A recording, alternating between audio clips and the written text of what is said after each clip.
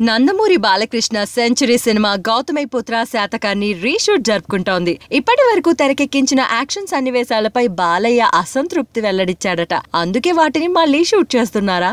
అవుననే గుసగుసలు వినిపిస్తున్నాయి. బాలయ్య క్రిష్ కాంబినేషన్ లో తెరకెక్కుతున్న ఈ చిత్రం ఇప్పటికే 60% షూటింగ్ ను పూర్తి చేసుకుంది. ఇటీవల మధ్యప్రదేశ్ లో రాజ్ దర్బార్ నేపథ్యంలో కొన్ని సన్నివేశాలని తెరకెక్కించారు. త్వరలో హైదరాబాద్ లో షూటింగ్ మొదలు కావాల్సి ఉంది. అయితే చిత్ర బృందం ఈలోగా జార్జియా పయనమైందట.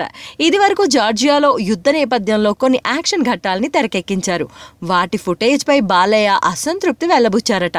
వాటిని మళ్లీ తీయాల్సిందే అని ఆర్డర్ వేశారట. దాంతో గత్యంతరం లేని పక్షంలో గౌతమిపుత్ర టీం జార్జియాకు మళ్లీ బయలుదేరుతోంది. అక్కడ ఇది వరకు తీసిన వార్ ఎపిసోడ్ ని ఈసారి కొత్తగా తెరకెక్కిస్తారని సమాచారం. ఇలా రీషూట్లు పెట్టుకుంటూ పోతే అనుకున్న సమయానికి ఈ సినిమా విడుదలవుతుందా లేదా అనే అనుమానాలు వ్యక్తమవుతున్నాయి.